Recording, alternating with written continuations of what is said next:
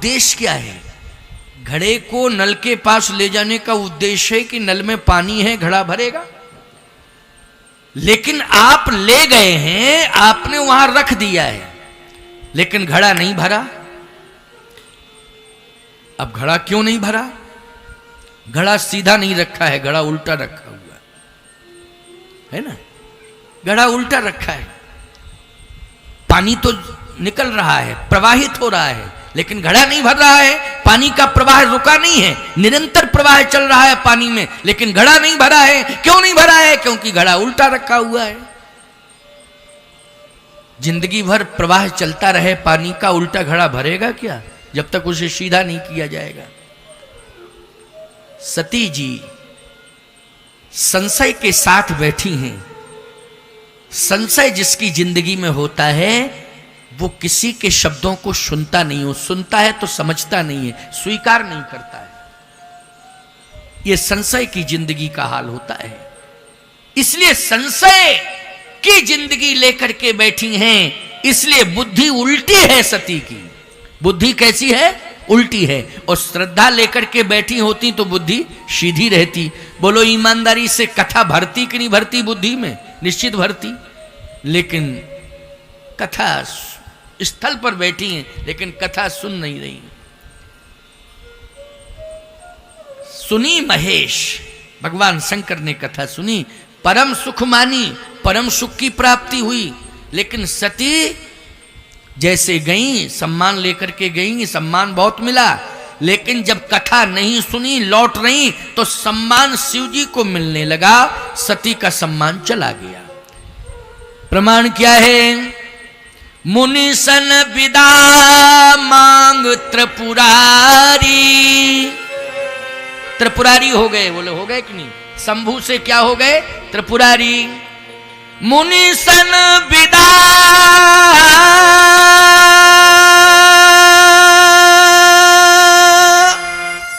मांग त्रिपुरारी,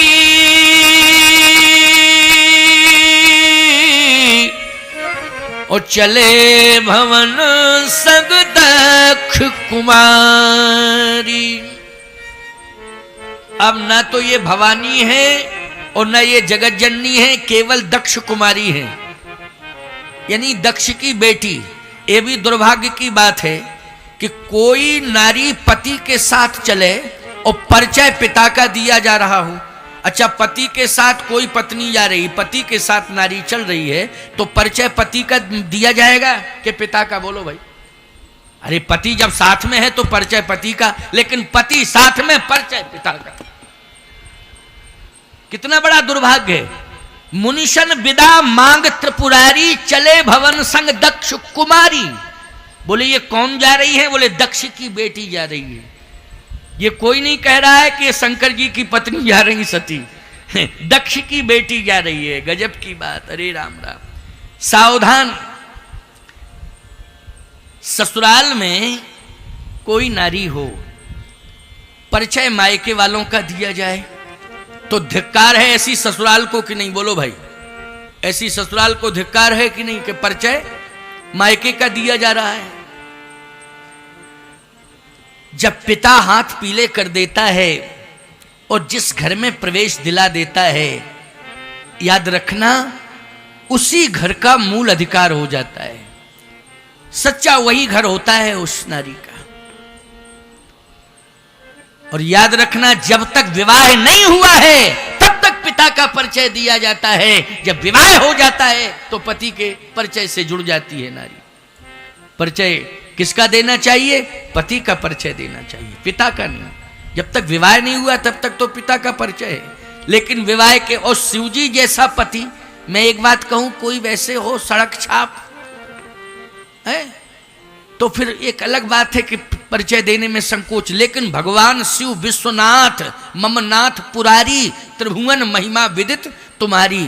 त्रिभुवन में जिनकी महिमा विख्यात हो, ऐसे पति के साथ सती जा रही है, लेकिन परिचय पति का नहीं दिया जा रहा है, परिचय पिता का दिया जा रहा है। कथा भगवान शंकर ने सुनी, फल क्या मिला? कुंभज जी ने कहा था कि मेरे गुरुदेव ने कहा था कि जो कथा सुनेगा और जो कथा कहेगा, कथा में ही उसे भगवान मिलेगा, अथवा कथा सुन के जाएगा तो भगवान मिलेगा। और यही हुआ कि भगवान शंकर ने कथा सुनी, तो जब जा रहे थे कथा सुनने के लिए तब भगवान नहीं मिले, और जब कथा सुन के वापस आ रहे हैं तब जो है भगवान मिले। बोलो मिले भगवान कि नहीं? जबकि भगवान तो उस समय भी मिल सकते थे जब भगवान शंकर सती को लेकर के कुंभज ऋषि के आश्रम में जा रहे थे, तब भी भगवान मिल सकते थे। लेकिन नहीं, कथा सुन के जब वापस लौट रहे हैं कैलाश की ओर तब भगवान मिले, तब भगवान मिले। भगवान शंकर ने पहचान लिया। जय सच्चिदानंद जग पावन, बोलिए सच्चिदानंद भगवान की जय। आज सच्चिदानंद भगवान मिल गए, साष्टांग प्रणाम किया भगवान शंकर ने और कहा सती देख, कथा सुनने का परिणाम यह है कि कथा सुन के आए, भगवान मिल गए, कर प्रणाम। सती बोली हम नहीं मानते हैं कि ये भगवान है। ना तो वक्ता को मान रही है सती और ना भगवान को मान रही। विडंबना तो ये है, यही विडंबना है। देखो भैया, संशय की जिंदगी बहुत खराब होती है। ये संशय ने घरों में दीवार खड़ी कर दी है। ये जो बंटवारा और विभाजन की प्रक्रियाएं प्रारंभ होती हैं, बोलो संशय के द्वारा ही होती कि नहीं?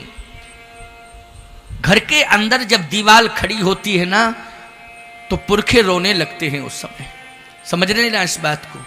और यदि माँ बाप जिंदा हैं तो सबसे पहले तो माँ बाप के आंसू गिरते हैं जब बच्चे बच्चे आपस में विवाद करते हैं और घर के अंदर एक बंटवारे की दीवार खड़ी कर देते हैं। तो यदि माँ बाप जिंदा हैं तो सबसे पहले तो वही रोते हैं कि देखो, हम कल्पना नहीं कर सकते थे कि हमारे जिंदा जीते जी ऐसा होगा। कभी भी ऐसा संशय, ऐसा भ्रम मत रखना, चाहे स्त्री हो चाहे पुरुष हो, कि संशय के कारण दीवार खड़ी हो जाए। एक बात मैं कह रहा हूं, भले ही अन्यथा लेना हो तो ले लेना, हमारी बात को गंभीरता से समझना। मैं महात्मा हूं, आचार पीठ पर बैठा हूं, इसलिए मुझे उपदेश देने का भी अधिकार है और आदेश देने का भी अधिकार है। दोनों अधिकार मुझे प्राप्त हैं। मैं धर्माचार्य की भूमिका में हूं, आदेश भी दे सकता हूं, उपदेश भी दे सकता हूं। प्यारे, संशय बहुत खतरनाक होता है। संशय दूर करने के लिए कथा सुनना बहुत आवश्यक है, और मन लगा के कथा सुनना और कथा पर चलना ये आवश्यक है। एक घर में बड़ी एकता थी। दो भाई बड़े प्रेम से रहते थे, बच्चों में भी प्रेम था। लेकिन एक महिला प्रवेश कर रही है और संशय का खजाना लिए है वो, और सोच रही है कि ये संशय, ये भ्रम थोड़ा थोड़ा बट जाए घरों में तो ज्यादा अच्छा रहे, क्योंकि बोझा संशय का, भ्रम का बहुत बड़ा है मेरे सिर पर, इसको मैं बांट दूं। समझ रहे हो? जैसे प्रसाद बंटता है ना, याद रखना, वो संशय बांटने के लिए चली एक महिला। बहुत ध्यान से सुनना इस बात। वो महिला जो है संशय का पिटारा सिर के ऊपर रखे और संशय बांटने के लिए, भ्रम बांटने के लिए चली वो। तो एक घर में प्रवेश किया उसने। घर में देखा बड़ा प्रेम है। क्या प्रेम है? बोले भाई दो हैं। पिता के मरने के बाद बड़े भाई को पिता का दर्जा मिल गया, ये तो नियम ही है भाई। पिता के मरने के बाद जो घर में बड़ा होता है उसको पिता मान लिया जाता है। अच्छा, जो पिता के पद पर बैठता है उसी का विशेष सम्मान होता है। उसके घर से जो उसकी धर्मपत्नी जो होती है वो घर की मालकिन बन जाती है, वो मालिक होता है, वो मालकिन, सम्मान उसी तरह से होता है। अब वो संशय बांटने वाली, भ्रम पैदा करने वाली, भ्रम को बांटने वाली जैसी प्रवेश करती है तो रोने लगी। तो घर की मालकिन ने कहा बात क्या है? कहा बात यह है कि आज मैं अभी अभी बाजार से लौटी हूं। हाँ तो क्या हो गया? बोले मैंने बाबूजी को देखा कि पसीने पसीने थे और परेशान ज्यादा थे। पसीना तो ठीक है गर्मी में सबके निकलता है, लेकिन चेहरे पर पसीना ही नहीं था, परेशानी नजर आ रही थी। तो उसने कहा देखो बाबूजी घर के मालिक हैं, जिम्मेवारियां बहुत हैं उनकी, इसलिए घर को चलाना है तो फिर सुविधा नहीं सिद्धांत से जुड़ना पड़ता है, इसलिए सिद्धांतवादी हैं, सिद्धांत का पालन करते हैं, उसमें परेशानियां भी उठानी पड़ती हैं तो उठा लेते हैं, लेकिन सिद्धांत की रक्षा होती है, सिद्धांत की। अच्छा बोलो भाई, महाराणा प्रताप ने सिद्धांत के कारण परेशानी उठाई कि नहीं उठाई? किसके कारण परेशानी उठाई? सिद्धांत के कारण। और याद रखना, महाराणा प्रताप के प्रभाव से आज हमारा देश गौरवान्वित है कि नहीं? उस महापुरुष ने परेशानी उठा ली, लेकिन आज हमारा भारत वीरता का प्रतीक है कि नहीं? बोलो किसके कारण यह गौरव मिल रहा है? महाराणा प्रताप के कारण मिल रहा है। लेकिन परेशानियां कितनी उठाई? उन्होंने सुविधा का त्याग किया, सोने चांदी के थाल, सोने चांदी के बर्तनों का त्याग कर दिया, सोने के पलंग का त्याग कर दिया, समग्र प्रकार की सुविधाओं का त्याग कर दिया, लेकिन प्यारे सिद्धांत का वर्ण किया और अरावली की पहाड़ियों में कंटकाकीर्ण मार्ग और पत्तों पर सोए महाराणा प्रताप। इसको कहते हैं सिद्धांत। आज स्वर्ण अक्षरों में उनका नाम लिखा जाता है। सावधान, जो सिद्धांतवादी होता है उसके सामने परेशानी तो आती है, लेकिन उसका इतिहास बनता है प्यारे, और स्वर्ण अक्षरों में उसका नाम लिखा जाता है। और इतना ही नहीं, मरने के बाद उसकी कीर्ति अमर हो जाती है। इसलिए बड़प्पन का अर्थ यह नहीं है कि सुख सुविधा भोगी बन जाना। बड़प्पन का अर्थ ही यह है कि जो भी परिवार की परेशानियां हो उनको सिर पर लेना। समझ गए हो कि नहीं? उनको सिर पर लेना परेशानियों, तभी वो बड़प्पन सार्थक है।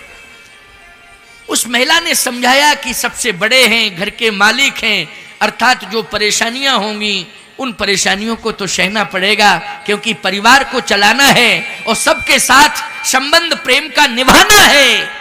इसलिए मेरे पति देव इतने सरल, इतने उदार हैं कि वो चाहते हैं कि हमारा परिवार एक हो। लेकिन वो भ्रम बांटने वाली महिला, वो संदेह, वो भ्रम को बांटने वाली महिला क्या कहती है, उसके शब्दों को सुने। वो यही संशय के शब्द हैं, यही भ्रम पैदा करने वाले शब्द हैं कि कमाए तुम्हारे और खाएं सबरे।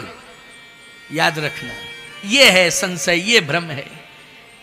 लेकिन जो समझदार महिलाएं हुआ करती हैं, याद रखना, वो ऐसे शब्दों को सुनती नहीं है।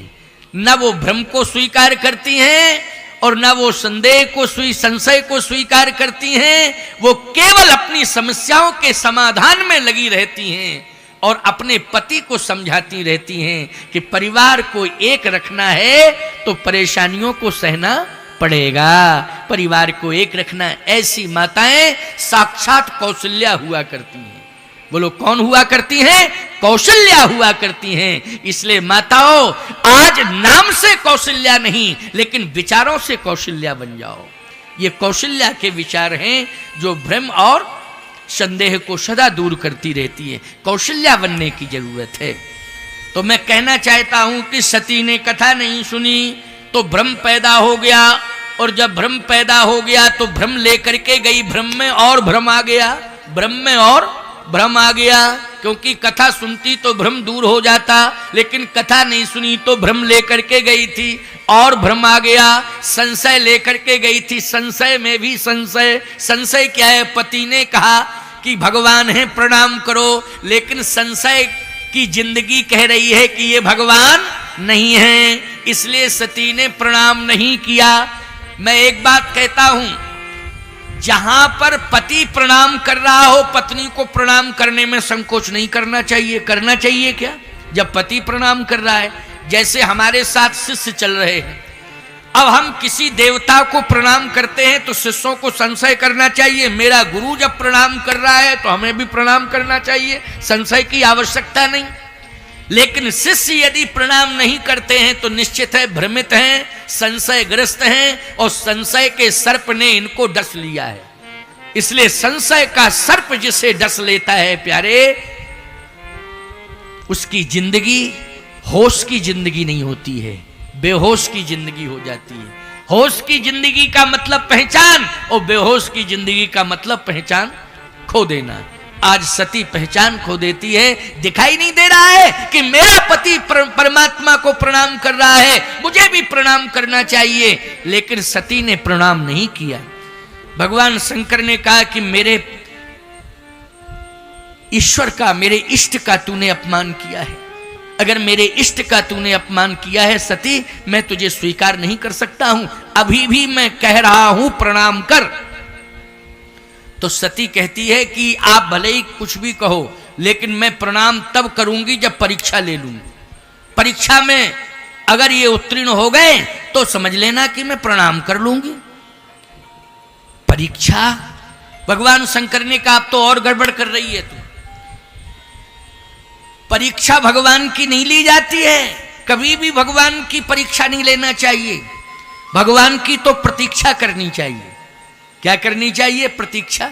अच्छा बोलो, जितने लोग यहां बैठे हो भगवान के दर्शन की प्रतीक्षा में प्रतीक्षारत हो कि नहीं? किसके दर्शन की अभिलाषा है? भगवान के दर्शन की। तो प्रतीक्षा ही तो कर रहे हो कि परीक्षा कर रहे हो? प्रतीक्षा। भगवान की प्रतीक्षा करनी चाहिए, भगवान की परीक्षा नहीं लेनी चाहिए। सती और गलती कर रही है तू, भगवान की परीक्षा लेने पर आमादा है, खबरदार, मैं तेरा त्याग कर दूंगा। सती जी ने कहा महाराज नाराज हो चाहे कुछ करो, मैं तो पहले परीक्षा लूंगी। इसका मतलब यह है कि सती के जीवन में दुस्साहस है। बोलो है कि नहीं दुस्साहस? इतना बड़ा दुस्साहस होना नहीं चाहिए। हमेशा यदि सुंदर मार्गदर्शन दिया जा रहा हो तो उसे स्वीकार करना चाहिए, लेकिन सती सुंदर मार्गदर्शन प्राप्त करने के बाद भी स्वीकार नहीं कर पा रही है। क्यों? इसलिए कि उसका संशय दूर नहीं हुआ। संशय इसलिए दूर नहीं हुआ क्योंकि कथा नहीं सुनी उसने। ये संशय रूपी पक्षी बहुत खतरनाक होता है। संशय रूपी पक्षी दूर कैसे होगा? जैसे किसी पक्षी को भगाना है तो ताली का प्रयोग करना पड़ेगा, नहीं ऐसे पक्षी भाग जाएगा। ताली करो, बजाओगे पक्षी भाग जाएगा। ऐसे ही संशय रूपी पक्षी किस ताली से भागेगा? कह राम कथा, राम कथा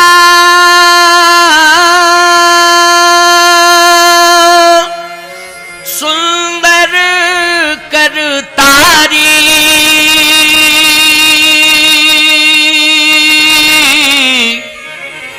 संशय बिहंग उड़ावन हारी। ये संशय रूपी पक्षी सदा सदा के लिए चला जाएगा।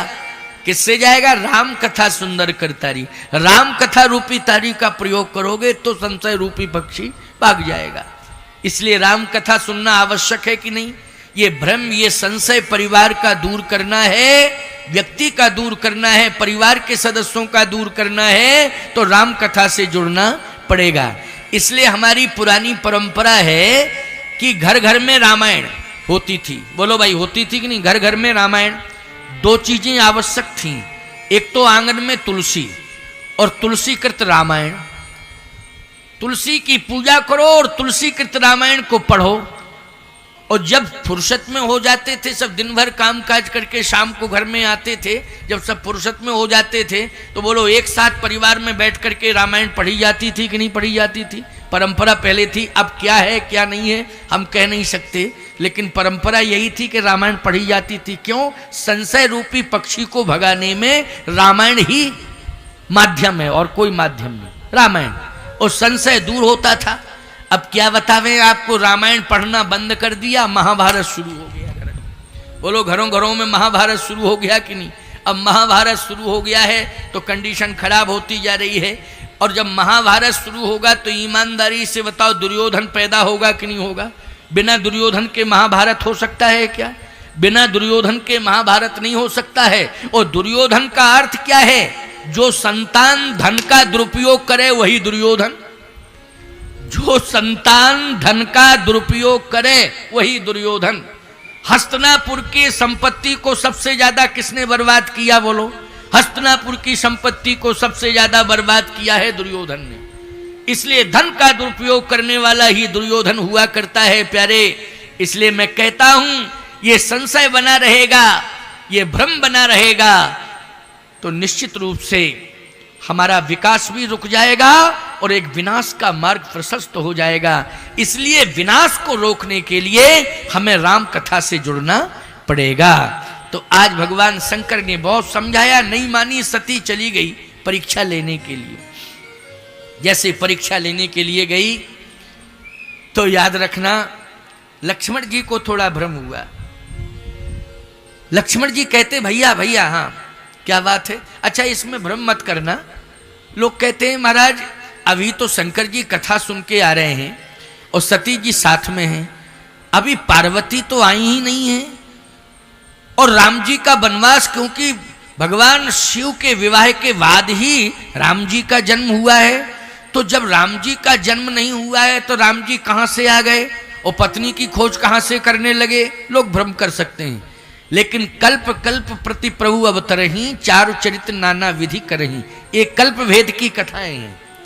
इसलिए एक कल्प में ये कथा है तो एक कल्प में दूसरे कल्प में इस तरह की कथा है। भ्रमित होने की आवश्यकता नहीं है। भगवान श्री राम वास्तव में भगवती लीला वह थी कि भगवान राम खोज रहे थे किसको? भगवती सीता को। अच्छा इसी समय क्यों खोज रहे हैं? ये लीला इसलिए भगवान ने प्रकट की क्योंकि ये लीला का भाग है। समझ गए हो कि नहीं? ये लीला का भाग है।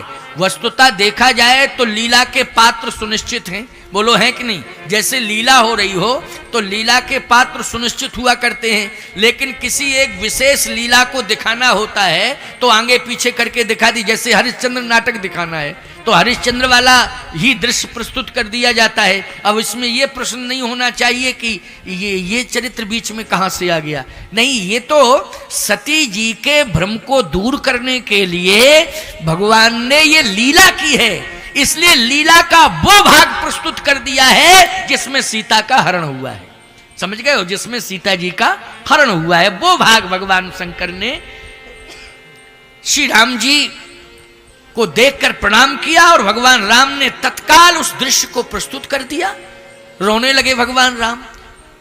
अच्छा जब भगवान राम रोने लगे, चले आ रहे हैं, भगवान शंकर ने रोते हुए प्रभु राम को देखा, लेकिन भगवान मान करके प्रणाम किया। सती जी से कहा प्रणाम करो। सती बोली ये रोने होने वाला भगवान नहीं हो सकता है, ये तो रो रहा है, इसको हम भगवान कहां से माने?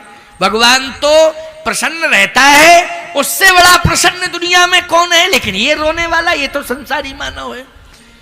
भगवान शंकर ने कहा सती ये वास्तविकता नहीं है मेरे भगवान की, ये अभिनय है। ये क्या है? अभिनय। अभिनय में, नाटक में और वास्तविकता में अंतर होता है कि नहीं होता है? बोलो भाई, होता है अंतर कि नहीं? वास्तविक रोना अलग बात है और नाटक का रोना अलग बात है। ये नाटक है, अभिनय, ये वास्तविकता नहीं है। मेरी बात को तो मानो, ये अभिनय है, लेकिन है भगवान। क्योंकि इसलिए तेरे सामने रोते हुए आए, मेरे सामने भी रोते हुए आए कि हम सब भ्रमित हो जाएं, उसे पहचान ना पावें। लेकिन कथा सुन के आए तो भ्रम रहेगा ही नहीं। हमारा तो भ्रम दूर हो गया, हम समझ गए मेरा भगवान है, लेकिन अभिनय कर रहा है, अपने को छिपा रहा है, लेकिन है भगवान। क्योंकि भगवान अपने को छिपाता है, अपने को प्रकट नहीं करता है। लेकिन तुम्हारे अंदर यदि कथा की पूंजी है तो याद रखना कथा पहचान दिला देगी कि ये परमात्मा है। भ्रमित होने की आवश्यकता नहीं है। ईश्वर कभी भी आ सकता है, किसी भी रूप में मिल सकता है, याद रखना। ये मत समझना शंख चक्र गदा पद्म धारण करके ही भगवान का दर्शन हो सकता है। भगवान किसी भी रूप में आ सकता है। एक बड़ी प्रसिद्ध कथा है, बहुत अच्छी प्रेरणादायी कथा है। सत्संग हो रहा था एक गांव में, जैसे अभी यहाँ कृष्णा महाविद्यालय में सत्संग हो रहा है, आप सब श्रवण कर रहे हैं, ऐसे ही एक जगह सत्संग चल रहा था। श्रोताओं ने कहा कि कथा से होता क्या है? महात्मा ने कहा भगवान मिलते हैं। कंफर्म, हाँ, विश्वास करना पड़ेगा, उसके प्रति श्रद्धा रखनी पड़ेगी, कथा को मन से सुनना पड़ेगा, भगवान मिलता है। एक श्रोता ने कहा कि अगर ये सत्य है तो हम कथा सुन रहे हैं, वो मन लगा के सुन रहे हैं, और फिर देखता हूं भगवान मिलते कि नहीं मिलते। अब वो कथा सुन के गया, भगवान ने स्वप्न में कहा कि मैं तुझे दर्शन दूंगा। देखो, कथा सुन के गया और सो गया, और सो गया तो भगवान ने कहा, अच्छा, उसके मन में ये आया कि संत जी कह रहे हैं कि कथा सुनने से भगवान मिलते हैं, लेकिन कथा सुननी चाहिए मन लगा के। मैंने तो कथा सुनी, लेकिन सत्य है क्या भगवान मिलेंगे? भगवान मिलेंगे तो देखता हूं कथा का कितना बड़ा प्रभाव। बस ऐसा सोचते सोचते सो गया। भगवान ने स्वप्न दिया कि मैं कल आ रहा हूं 8 बजे तेरे घर पर। जैसे स्वप्न में उसने ये सुना तो जागा और सुबह स्नान करके पत्नी से बोला, सुन सुन, जल्दी तू भी स्नान कर और घर को बढ़िया सुंदर गाय के गोबर से सुंदर लीप पोत के तैयार कर। क्यों क्यों, क्या बात है? अरे भगवान आ रहे हैं, 8 बजे का टाइम दिया है। और भगवान झूठ नहीं बोलते हैं, सत्य बोलते हैं। कहे भगवान ने कहा था, कहे हाँ स्वप्न में कहा। अरे बोले स्वप्न की बातें सत्य नहीं, नहीं ब्रह्म मुहूर्त में स्वप्न हुआ है। ब्रह्म मुहूर्त का स्वप्न सत्य होता है। ब्रह्म मुहूर्त में ही स्वप्न मिला, मैं मुझे सुनने को मिला भगवान आ रहे हैं, और इसलिए मैं सत्य मान रहा हूं कि मैं कथा सुन रहा था तो व्यास जी ने कहा था, एक संत की वाणी से मैंने सुना है कथा में कि जो मन लगा के कथा सुनता है एक न एक दिन भगवान उसे अवश्य मिलते हैं। विश्वास करना पड़ेगा। मैंने तो विश्वास कर लिया, इसलिए भगवान ने स्वप्न दिया, 8 बजे का टाइम दिया, आएंगे वो। उसने पूरे गांव में ढिंडोरा पीट दिया, हमारे दरवाजे पर भगवान आ रहे हैं, 8 बजे पूरी तैयारी है, आप लोगों को दर्शन करना हो तो आ जाओ 8 बजे से। पूरा गांव इकट्ठा हो गया भाई कि भगवान आ रहे हैं। इससे बड़ी बात और क्या होगी, गांव में ही भगवान का दर्शन होगा। 7:30 बज गया, पूरा गांव खड़ा है। यहां सुंदर कलश लिए माताएं खड़ी हैं, स्वयं वो आरती सजाए, दीपक रखा कि भगवान की आरती उतारेंगे, और खड़ा है। सारे लोग कीर्तन कर रहे। इधर भगवान के प्रसाद के लिए सुंदर पकवान बना दिए गए हैं कि भगवान को हम भोजन भी कराएंगे, पहले आरती उतारेंगे। ठीक 7:30 बजा, लोगों ने कहा कि अब आधा घंटा रह गया, भगवान आने वाले हैं। 8 बज गया। लोगों ने कहा 8 तो बज गया है, भगवान झूठ नहीं बोलते, भगवान तो दिखाई नहीं दे रहे हैं। उसने कहा देखो 10-5 मिनट लेट भी हो सकते हैं, ऐसा नहीं है कि 8 बजे का कहा तो हो सकता हमारे सुनने में अंतर आया हो, 8:15 का कहा हो, लेकिन हमने सुना कि 8 बजे, तो ऐसा नहीं है, थोड़ा 10-20 मिनट लेट भी हो जाता है मामला। आएंगे जरूर, कहा है निश्चित रूप से, ब्रह्म मुहूर्त में कहा है आएंगे। बस 8:15 हुआ प्यारे। 8 बजे ही एक बालक आया और रोने लगा। लोगों ने ध्यान नहीं दिया, बालक गांव का नहीं था, लोगों ने यह भी ध्यान नहीं दिया। बालक रो रहा था, यह भी ध्यान नहीं दिया। और जैसे ही लोग उसे डांटने लगे कि झूठ बोलते हो, 8:15 बज गया, भगवान अभी तक नहीं आया, तो बालक जोर जोर से रोने लगा। बालक जोर जोर से रोने लगा तो लोगों ने कहा भगवान तो नहीं आया, लेकिन ये बच्चा रो रहा है, इससे पूछो क्या बात है। तो गांव वालों ने पूछा क्यों रो रहा है तू, क्या बात है? बोले मुझे भूख लगी है, मुझे भूख लगी है, मुझे भूख लगी है। जिसने कहा था 8 बजे भगवान आएगा, स्वप्न भगवान ने कहा, उसकी आंखें लाल हो गई। उसने कहा यहां नाटक कर रहा है रोने का, आके तेरे घर में भोजन नहीं है, तू यहां भूखा चला आया। भगवान के लिए मैंने व्यंजन तैयार किए थे, तेरे लिए तैयार किए थे। भगवान जब तक नहीं आएगा, जब तक उसे नहीं खिला दूंगा। रोते रोते तू ताला भर दे, मुझे इसकी चिंता नहीं है, पहले भगवान को खिलाऊंगा तब तुझे दूंगा। गांव वालों ने कहा बालक तो है, आखिर रो रहा है, कुछ हो तो खिला दो। कहे तुम अपने घर में ले जाओ ना, खिलाओ ना, हम तो भगवान के लिए व्यंजन तैयार किए हैं। बस रोते रोते वो बालक चला गया। गांव वाले भी चले गए और कहा तू झूठा है, झूठा प्रचार करता है, बड़ा भक्त बनता फिरता है, बहुत डिंडोरा पीटता है। अब आए बाएं साएं बकने लगा वो साहब अंदर जाके।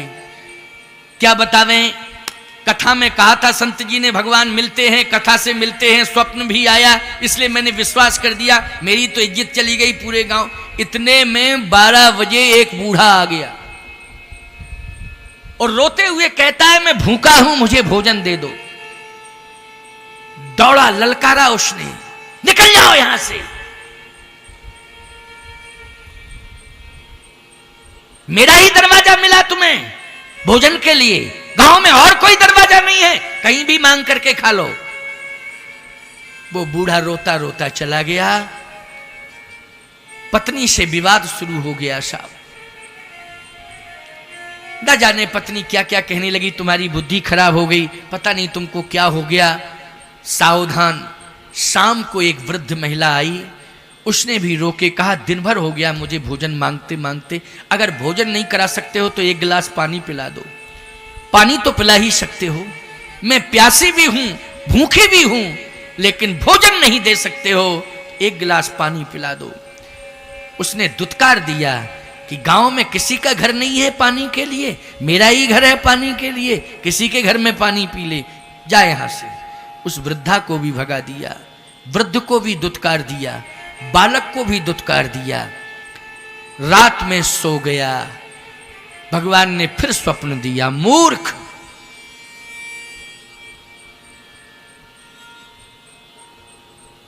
उसने सुना कि मूर्ख कौन कह रहा है।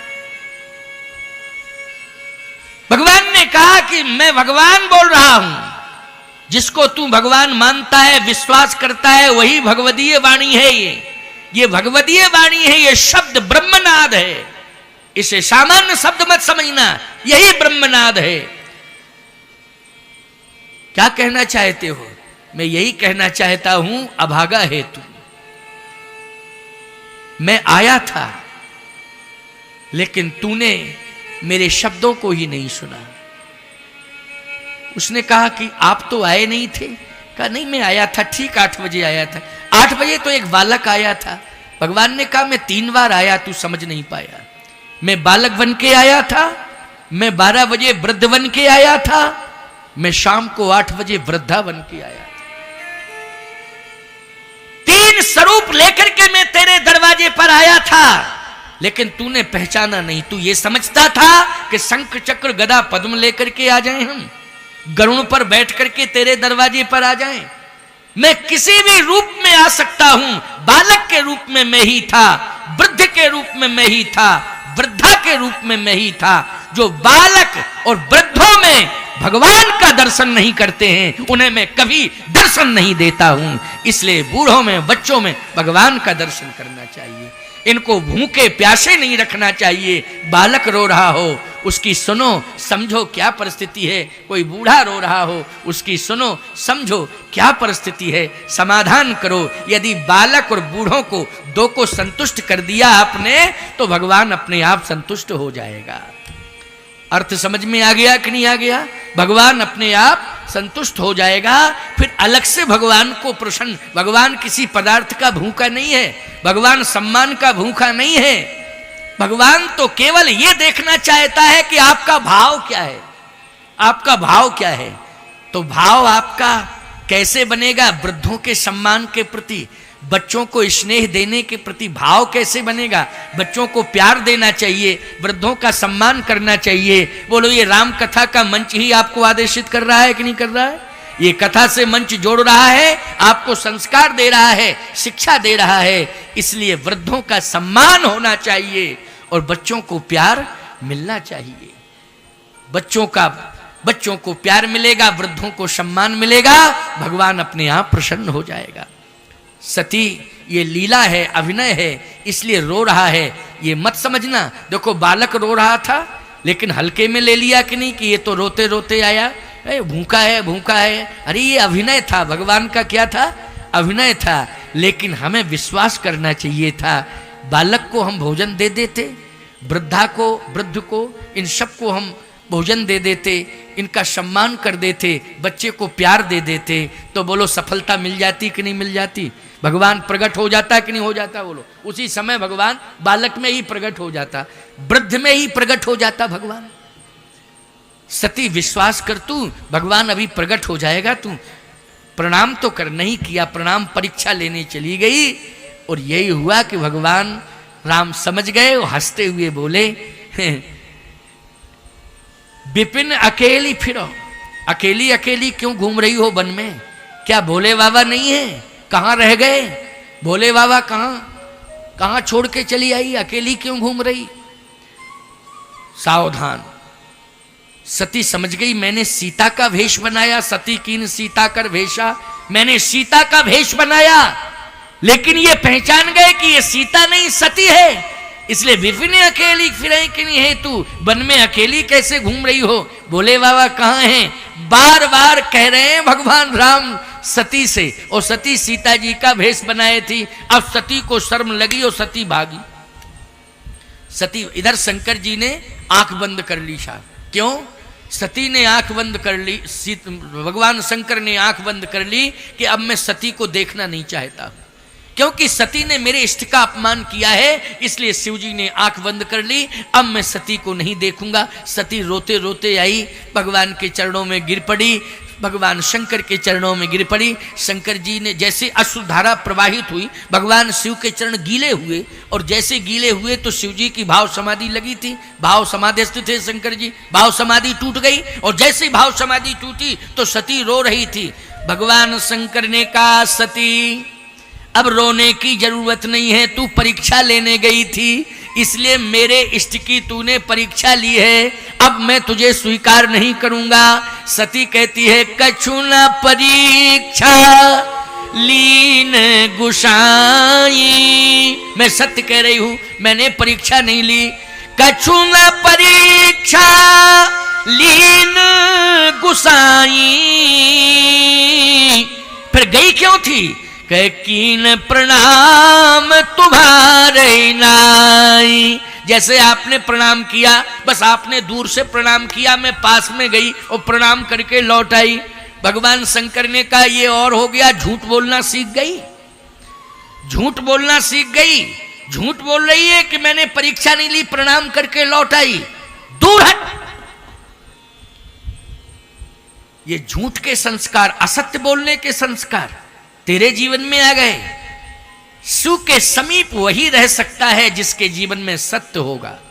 बोलो, शिव के सानिध्य कौन प्राप्त करेगा? जिसके जीवन में सत्य होगा, और जिसने सत्य का त्याग कर दिया है, शिव ने उससे दूरियां बना ली हैं, अब मैं तुझे स्वीकार नहीं करूंगा।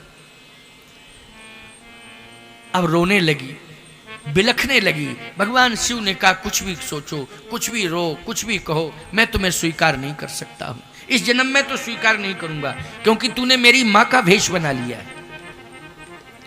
सावधान प्यारे, इस बात को सुनना समझना, क्योंकि प्रसंग को अब हमें थोड़ा गति पकड़ानी है। भगवान शिव का विवाह है, तो शिव पार्वती का विवाह होगा। आज की झांकी में भी आप शिव पार्वती जी का दर्शन करेंगे तो बड़ा सुंदर दर्शन मिलेगा आपको। शिव पार्वती का कथा विश्राम होगा, और आरती के पहले वो भगवान शिव और पार्वती जी के विवाह का स्वरूप आपको देखने को मिलेगा। अभी थोड़ी देर में, अभी तो 3:55 हुए हैं, मतलब 4 बजने वाले हैं। कथा 5 बजे तक होनी है, परंतु कथा 4:30 पौने 5 बजे तक होगी। 15 मिनट का समय दर्शन के लिए होगा, उसी क्रम में आरती के लिए 10 मिनट का समय, अर्थात 20 मिनट का समय दर्शन और आरती के साथ साथ फिर प्रसाद वितरण, तो वो 5:00 हो सकते हैं। इसलिए आप लोग बहुत ही धैर्य के साथ सुन रहे हैं, क्योंकि आपकी भाव भंगिमा ये बता रही है कि आप कितने समर्पित श्रोता हैं, कितने भाव से कथा सुन रहे हैं। ये आपकी श्रद्धा भक्ति मुझे दिखाई दे रही है, और आपकी श्रद्धा भक्ति से मैं बहुत प्रभावित हूँ, बहुत प्रसन्न हूँ। तो आए सुने, सती का त्याग कर दिया, अपने इष्ट के प्रति इतने समर्पित हैं कि अपमान बर्दाश्त नहीं किया और सती का त्याग कर दिया। सावधान, कभी भी नारी को यह अभिमान नहीं करना चाहिए कि मैं चाहूं तो मेरे कारण किसी का भी त्याग मेरा पति कर सकता है। नहीं नहीं नहीं, नहीं, ऐसा नहीं। यदि अपने से बड़ों का अपमान होगा, मर्यादा का हनन होगा, तो पति ये शिव बनकर के डिसीजन ले सकता है कि जैसे शिव ने सती का त्याग किया है, वैसे ही पति पत्नी का भी त्याग कर सकता है। याद रखना, मर्यादा से ज्यादा महत्वपूर्ण कोई नहीं होता है। अगर पुत्र जो है पिता की मर्यादा नहीं रखेगा तो पिता पुत्र का भी त्याग कर सकता है। प्रमाण के लिए मैं कह रहा हूं, जाके प्रिय न राम वैदेही तजिए ताहे कोट वैरी सम यद्यपि परम स्नेही। और सुनिए कितना त्याग हुआ, किस किसने त्याग किया है। अब सुन लीजिए, गोस्वामी जी का भाव है, जाके प्रिय न राम वैदेही, जाके प्रिय न राम वैदेही तजिए ताहि कोटि बैरी सम यद्यपि परम स्नेही। पिता तजो प्रहलाद विभीषण बंधु भरत महतारी, बंधु भरत महतारी ओ बलि गुरु तजो कंत ब्रज बनितनि भय मुद मंगलकारी। बोलो प्रमाण है कि नहीं? ये तुलसी साहित्य का प्रमाण है, कोई मैं अपनी तरफ से नहीं बोल रहा हूं। इसलिए पति पत्नी दोनों को चाहिए कि भगवान के प्रति समर्पित हों और भगवान की कथाओं के प्रति समर्पित हों। पति पत्नी दोनों को चाहिए। पुत्र प्रपौत्र जितने भी परिवार में हों, सारे लोग भगवान और भगवान की कथा के प्रति समर्पित हो जाएं। इसी से भ्रम दूर हो जाएगा, संशय दूर हो जाएगा।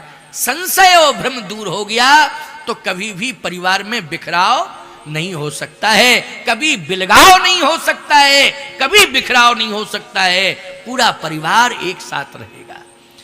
ये संशय को दूर करने वाली भगवान की